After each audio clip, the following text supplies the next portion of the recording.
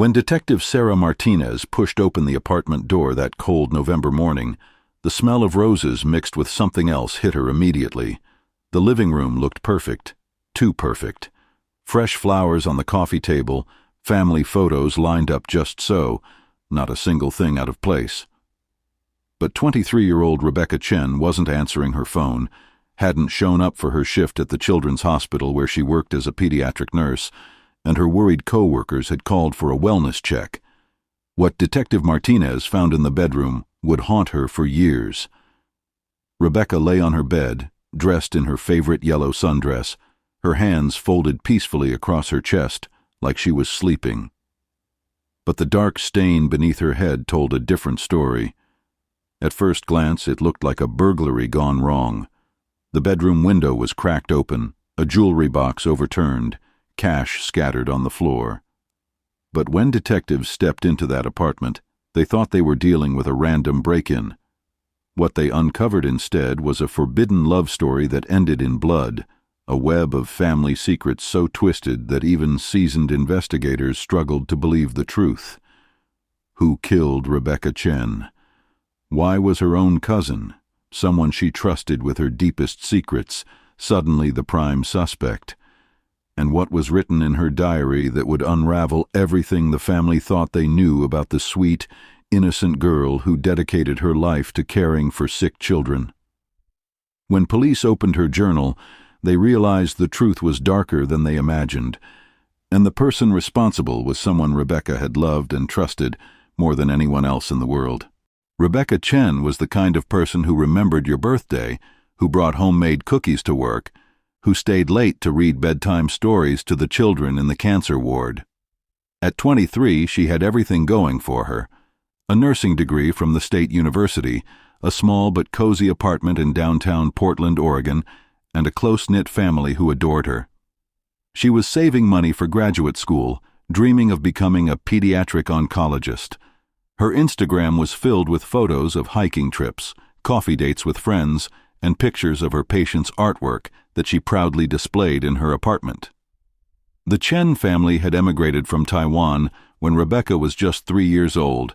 Her parents, David and Susan, worked double shifts to put Rebecca and her younger brother through school. Family was everything to them. Every Sunday, the extended family gathered at David's restaurant for dinner, sharing stories, laughter, and planning for the future. Rebecca was the golden child, the first in the family to graduate college, the one everyone looked up to. But in this tight-knit community, appearances could be deceiving.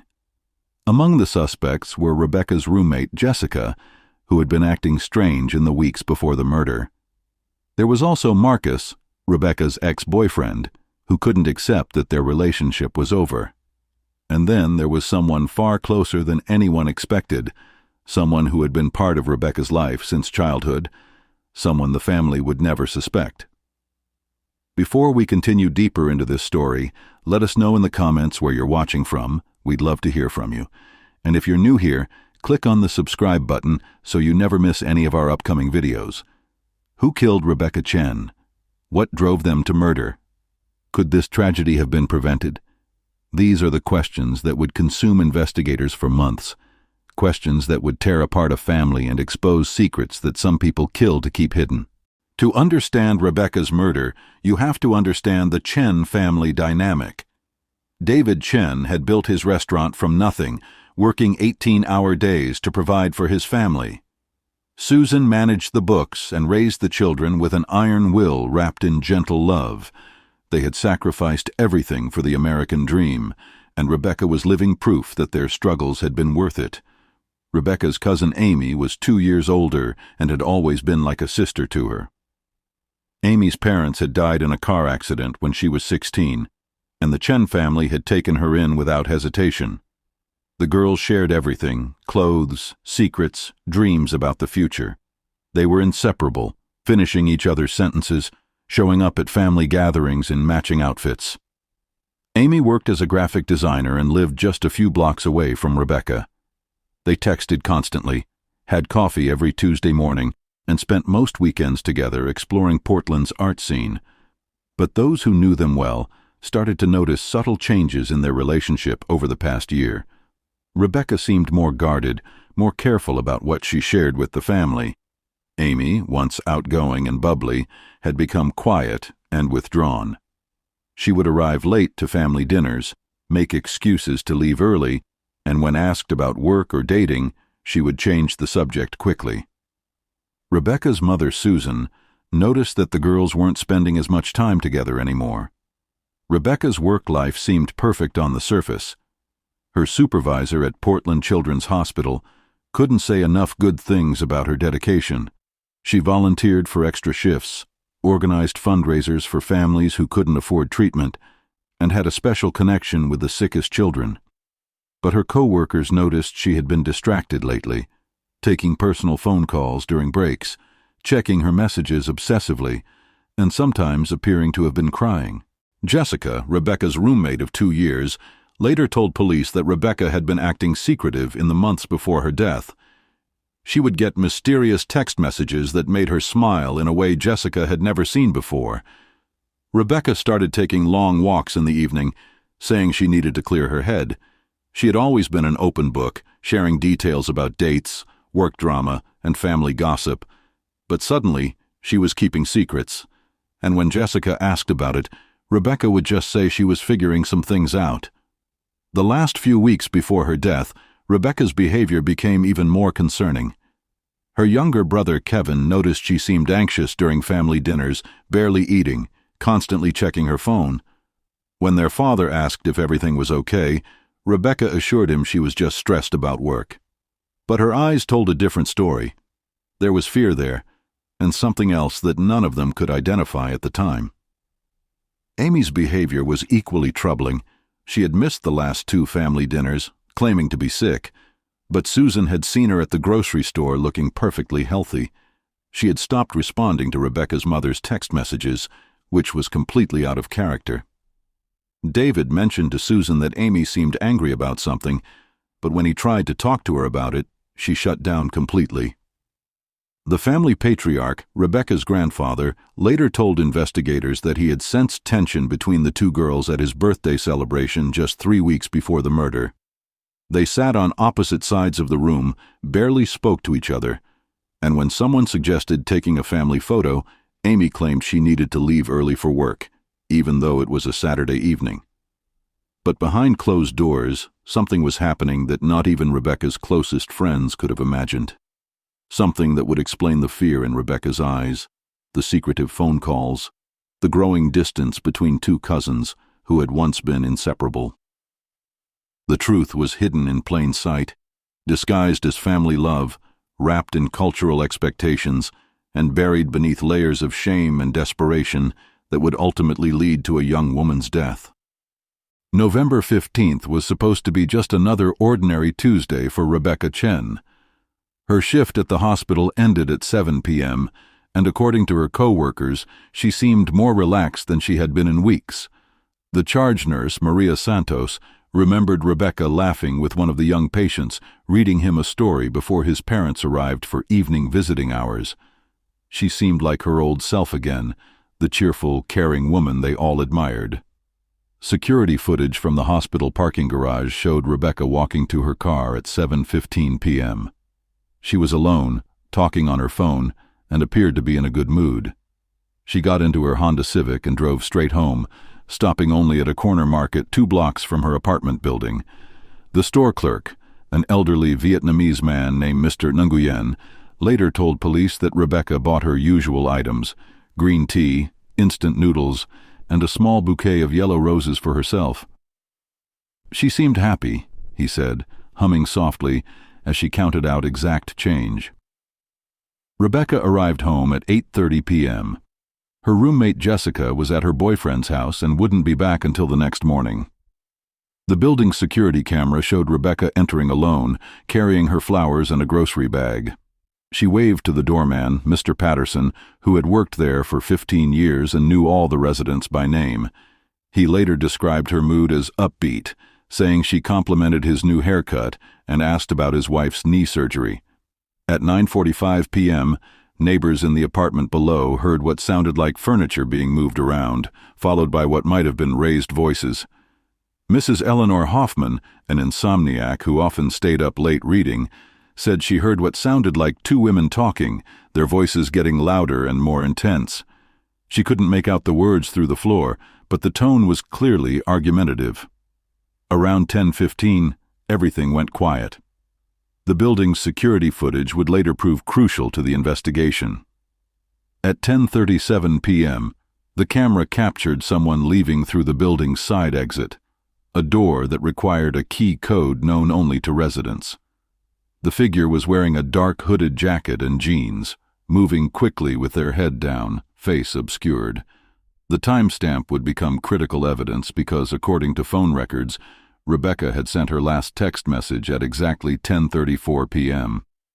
That final text message, sent to her cousin Amy, read, "I can't do this anymore. We need to talk tomorrow. I've made my decision." Amy's phone showed the message was delivered and read immediately, but there was no response. Phone records indicated that Amy's cell phone was in the vicinity of Rebecca's apartment building at the time the message was sent. When Rebecca didn't show up for her shift the next morning, her supervisor called repeatedly. Rebecca had never missed work without calling, never been even 5 minutes late in 2 years. By noon, the entire pediatric ward was worried. Rebecca's supervisor, Dr. Patricia Williams, decided to call Rebecca's family when she still couldn't reach her by phone. David Chen tried calling his daughter, then Amy, then Jessica. None of them had heard from Rebecca since the previous evening.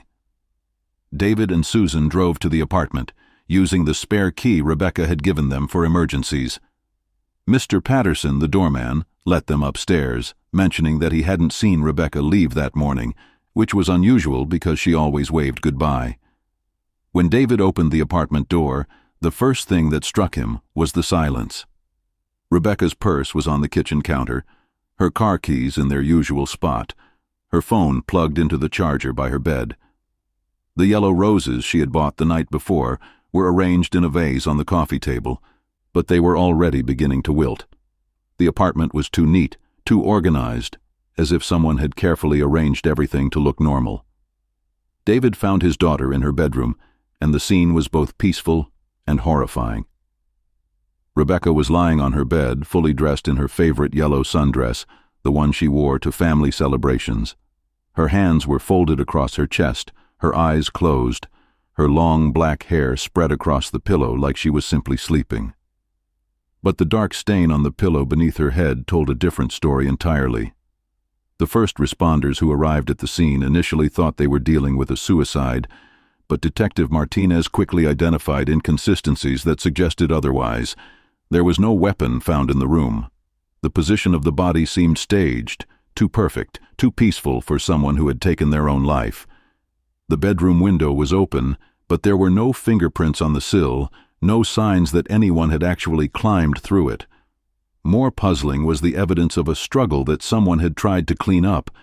There were tiny spots of blood on the hardwood floor that had been wiped away, but luminol testing revealed the telltale traces. A chair was positioned slightly off from where it usually sat, and there were scuff marks on the wall that looked fresh. Someone had tried very hard to make this look like either a suicide or a random break-in, but they weren't quite good enough to fool experienced investigators. The fake robbery scene was perhaps the most obvious red flag. Cash was scattered on the floor, but it was all small bills, 1s and 5s, as if someone had deliberately thrown around money they could afford to leave behind.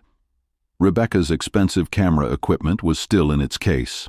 Her laptop was on the desk, and her grandmother's gold bracelet was still in the jewelry box that had supposedly been ransacked.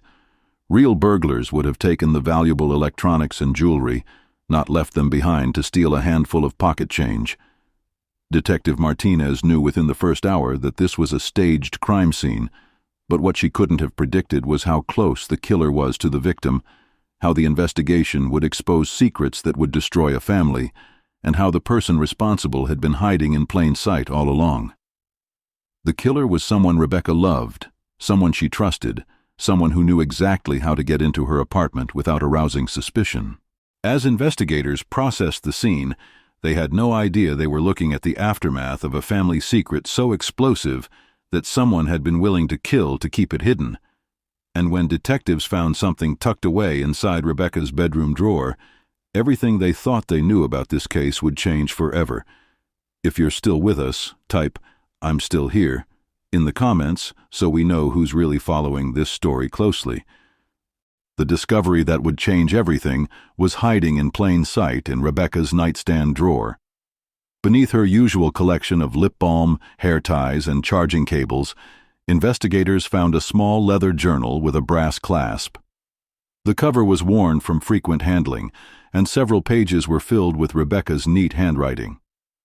What Detective Martinez read in those pages would transform a seemingly straightforward murder investigation into something far more complex and emotionally devastating.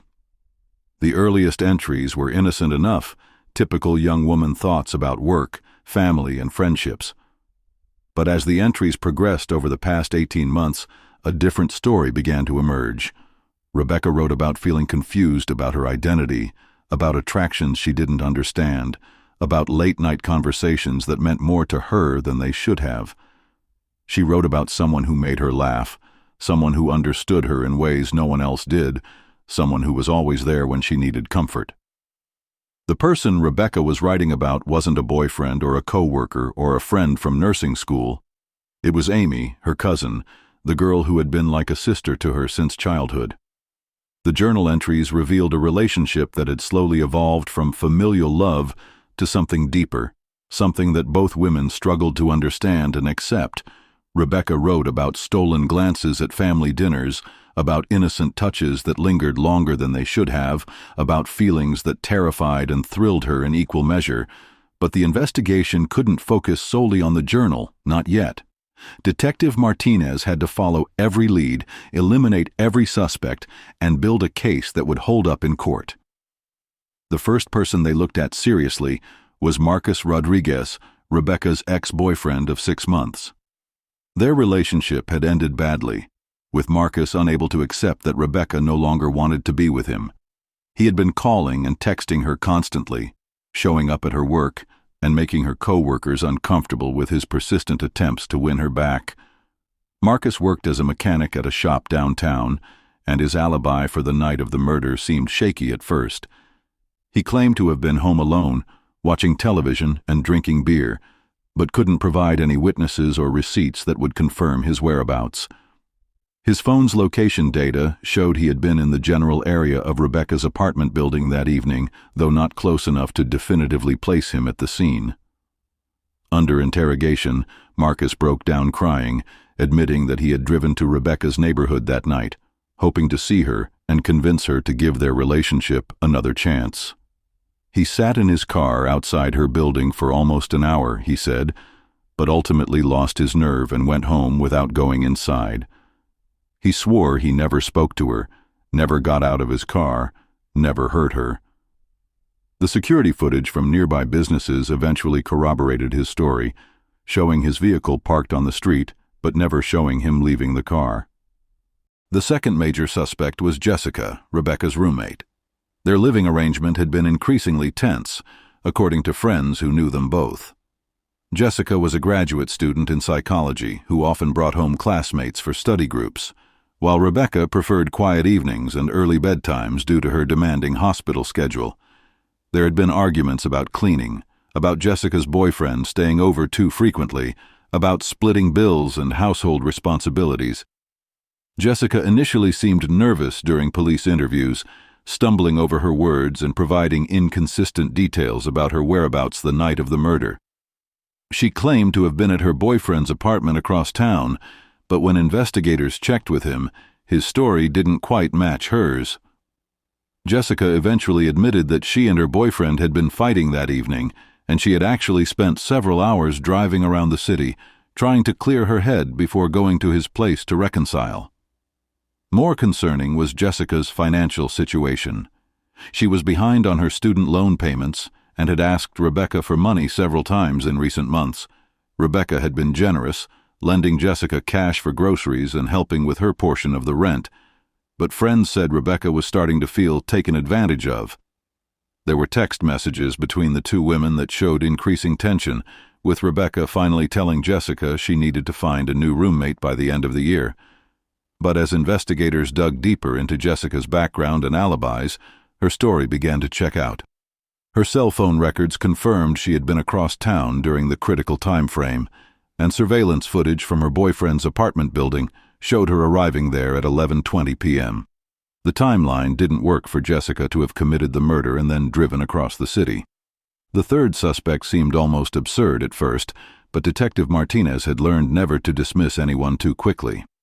Mr. Patterson, the building's doorman, had worked there for 15 years without any complaints, but background checks revealed he had filed for bankruptcy 6 months earlier and was struggling financially.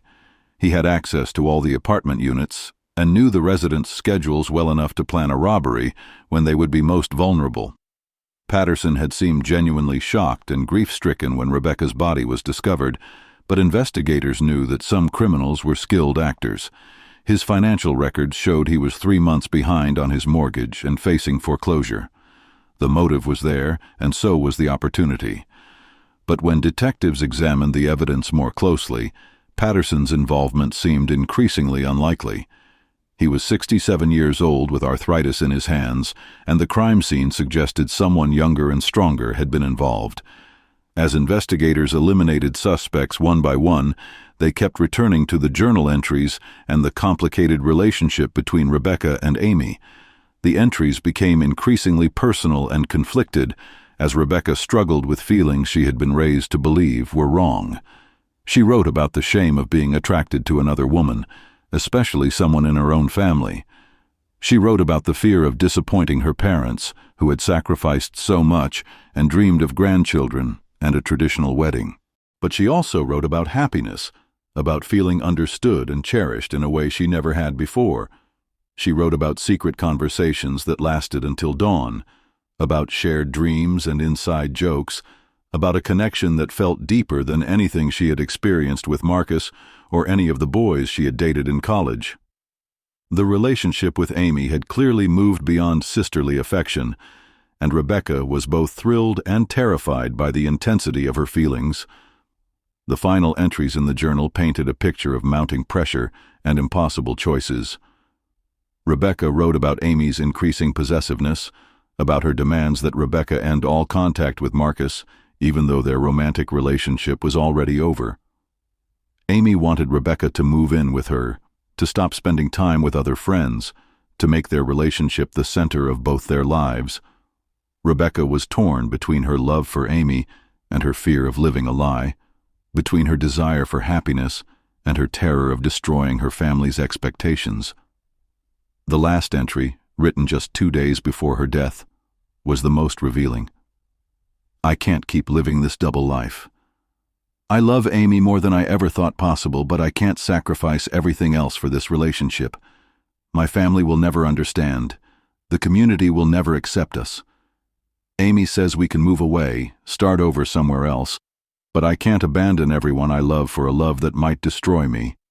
I think I need to end this before it goes any further, even though it will break both our hearts." As Detective Martinez read those words, she realized they had been investigating the wrong crime entirely. This wasn't a random murder or a burglary gone wrong. This was a crime of passion, committed by someone who couldn't accept rejection, someone who would rather see Rebecca dead than lose her to a different choice. And when detectives compared Rebecca's phone records with Amy's location data from the night of the murder, the truth finally began to surface. The breakthrough came when Detective Martinez decided to examine Amy Chen's phone records more carefully. While the family portrayed Amy as a devoted cousin who was devastated by Rebecca's death, the digital evidence painted a very different picture. Amy's location data showed her phone had been within a 3-block radius of Rebecca's apartment building from approximately 9 p.m. until just after midnight on the night of the murder. This directly contradicted Amy's statement to police that she had been at home working on a design project and had gone to bed early. When confronted with this evidence, Amy initially stuck to her story, insisting that her phone's GPS must have been malfunctioning. She seemed genuinely confused by the detective's questions asking why they were focusing on her when they should be looking for Rebecca's real killer. But as Detective Martinez presented more evidence, Amy's composure began to crack. Her voice became shaky, her hands trembled, and she kept looking toward the interview room door as if calculating her chances of escape. The second piece of crucial evidence came from Rebecca's journal, specifically the entries from the final weeks of her life. Detective Martinez read several passages aloud, watching Amy's face carefully for reactions. When she read Rebecca's words about feeling pressured and wanting to end their relationship, Amy broke down completely. Through tears, she admitted that yes, she and Rebecca had been romantically involved, but insisted that Rebecca had been happy, that they had been planning a future together. Amy's version of events was strikingly different from what Rebecca had written in her journal. According to Amy, Rebecca had been the one to initiate their romantic relationship, confessing her feelings during a wine-soaked evening 18 months earlier when Amy was going through a difficult breakup with a boyfriend. Amy claimed that Rebecca had pursued her relentlessly, sending flowers to her workplace, writing love letters, and begging Amy to give their relationship a chance despite the family complications. But the journal entries told a different story, one of gradual seduction and increasing control. Rebecca wrote about Amy's jealousy when she spent time with friends, about the way Amy would guilt her into canceling plans or avoiding social events.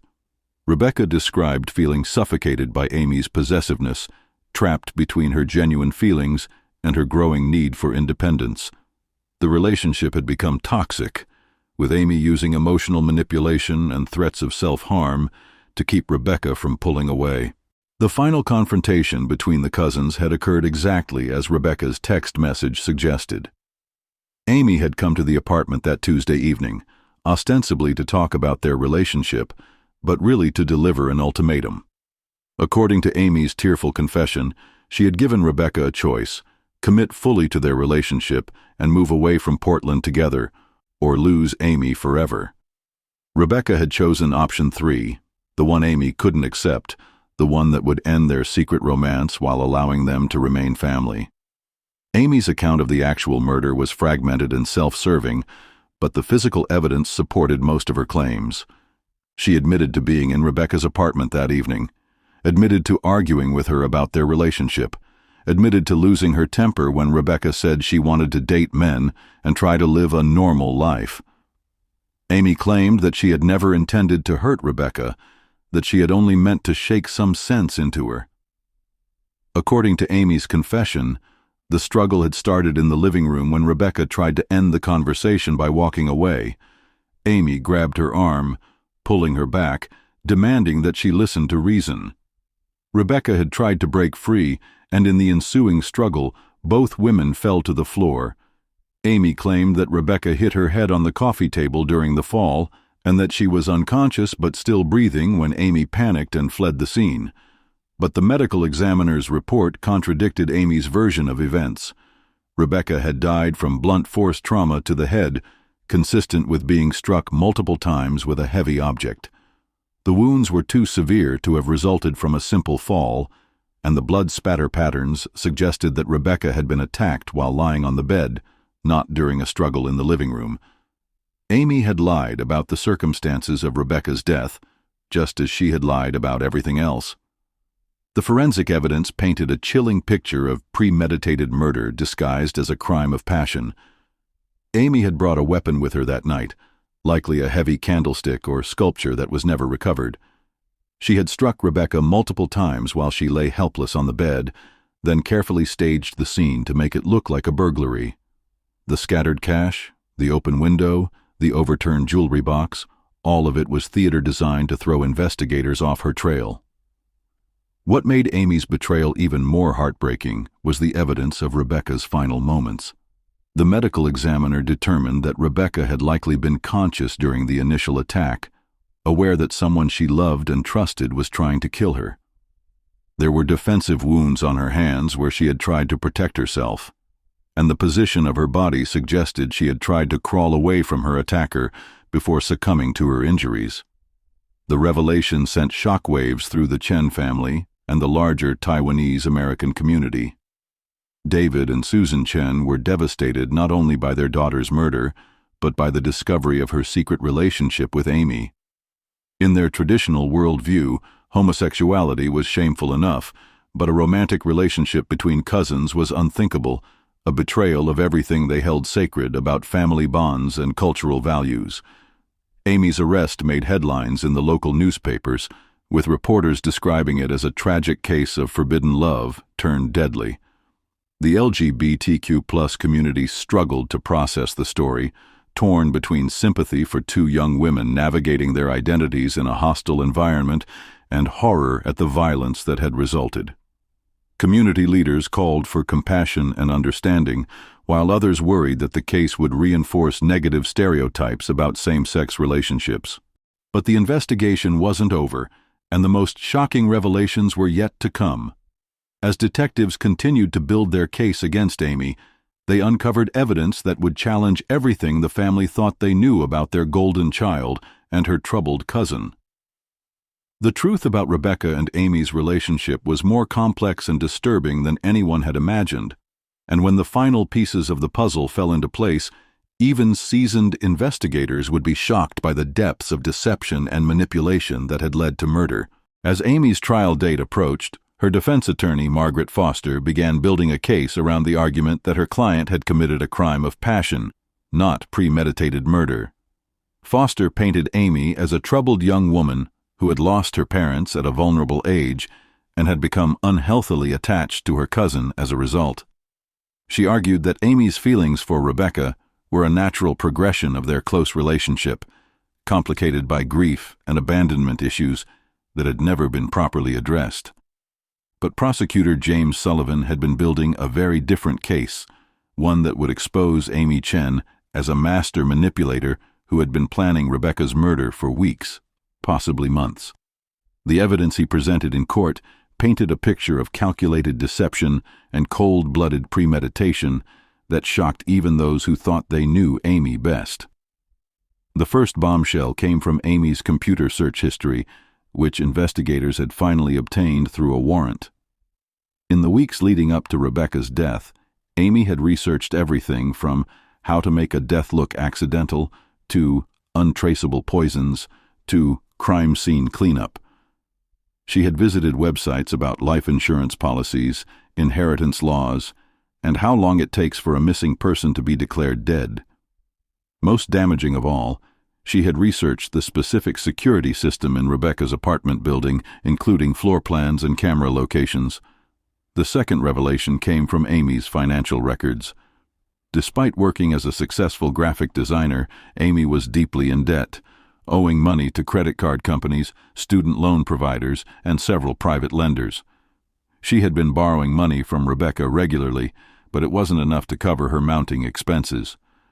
What no one in the family knew was that Amy had been gambling heavily, losing thousands of dollars in online poker games and sports betting sites.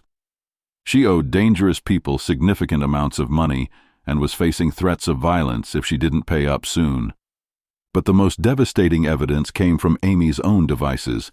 Investigators found deleted text messages that revealed the true nature of her relationship with Rebecca, messages that contradicted everything Amy had told them about being the reluctant partner in their romance. The recovered texts showed Amy threatening Rebecca, manipulating her with suicide threats, and becoming increasingly violent in her language when Rebecca tried to establish boundaries. One particularly damning message, sent just 3 days before the murder, read, "If you think you can just walk away from me after everything we've shared, you're wrong. I won't let you destroy our love for some fantasy about being normal. You belong to me, and if I can't have you, no one can." Rebecca's response was heartbreaking in its clarity. "Amy, you're scaring me. This isn't love anymore. I need space to figure out who I am and what I want.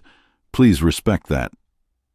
The trial revealed that Amy had indeed been the aggressor in their relationship from the beginning. She had recognized Rebecca's sexual confusion and vulnerability and had deliberately seduced her during a time when Rebecca was struggling with her identity and future plans.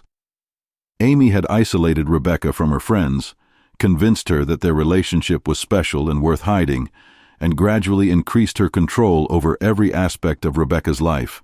Dr. Elizabeth Harper, a forensic psychologist who testified for the prosecution, explained that Amy exhibited classic signs of possessive personality disorder, an extreme need to control and own another person that often escalates to violence when the victim tries to break free. Dr. Harper testified that Amy's behavior toward Rebecca showed a pattern of emotional abuse that had been building toward a violent conclusion for months. The final piece of evidence was perhaps the most chilling. Hidden in Amy's apartment, investigators found a detailed diary that paralleled Rebecca's journal, but told a very different story. Amy's entries revealed a deep-seated resentment toward Rebecca that went back years, long before their romantic relationship began. Amy had always been jealous of the attention and praise Rebecca received from the family, bitter about being the orphaned cousin while Rebecca was the beloved daughter. Amy's diary revealed her true feelings. Everyone loves perfect little Rebecca with her perfect grades and perfect job and perfect future. But they don't see what I see. They don't know how weak she really is, how easy she is to control. She thinks she's so pure and innocent, but I've shown her who she really is. I've made her mine in ways the family would never understand. And now she wants to pretend it never happened? She wants to go back to being their golden child while I remain the broken orphan they took in out of pity. I won't let that happen. The trial lasted 3 weeks, with the Chen family sitting in the courtroom every day, struggling to process the destruction of everything they thought they knew about their daughters. David and Susan aged visibly during the proceedings, their faces etched with grief and confusion. They had lost not only Rebecca, but also Amy, and their faith in their ability to protect and understand their children had been shattered completely. Amy's defense attorney tried every strategy she could think of. She argued temporary insanity, claiming that Amy had suffered a psychotic break when Rebecca rejected her. She brought in experts to testify about the psychological effects of early parental loss and the complex nature of family relationships. She even suggested that Rebecca had been equally culpable in the relationship, that she had led Amy on and then cruelly discarded her. But the evidence was overwhelming, and the jury saw through Amy's manipulations just as clearly as the investigators had. The forensic evidence proved premeditation, the digital evidence showed months of planning, and Amy's own words revealed her true nature. After deliberating for just 6 hours, the jury returned with a verdict of guilty on all charges: first-degree murder, tampering with evidence, and fraud related to her attempts to access Rebecca's bank accounts after her death. Judge Patricia Wong sentenced Amy Chen to life in prison without the possibility of parole, calling the crime a calculated act of violence born from jealousy, manipulation, and an inability to accept that love cannot be forced or owned. As the bailiff led Amy away in handcuffs, she turned back to look at the Chen family one last time. There was no remorse in her eyes, no sorrow for the pain she had caused.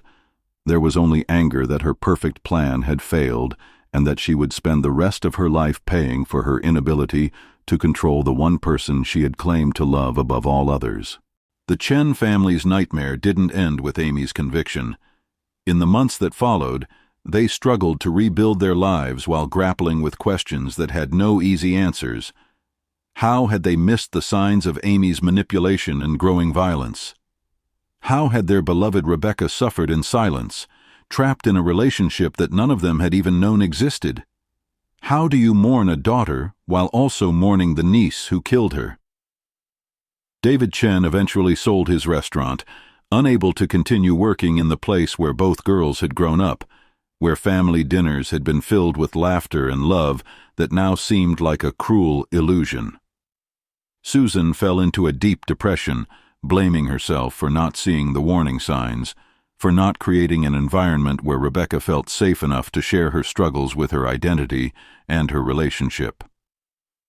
Rebecca's younger brother, Kevin, who had been studying pre-med with dreams of following his sister into healthcare, changed his major to criminal justice. He told reporters that he wanted to understand how someone could commit such a betrayal, how love could turn into such devastating violence. The family established a scholarship fund in Rebecca's name, supporting LGBTQ+ youth who were pursuing careers in healthcare, hoping that her legacy could include helping other young people who might be struggling with similar identity issues. The case had a profound impact on the local Taiwanese American community as well. Community leaders organized support groups for families dealing with LGBTQ+ issues, recognizing that cultural shame and silence had contributed to the tragedy. Many parents began having difficult conversations with their children about identity, acceptance, and the importance of creating safe spaces for honest communication within families. Detective Martinez, who had worked hundreds of cases during her 20-year career, later said that Rebecca Chen's murder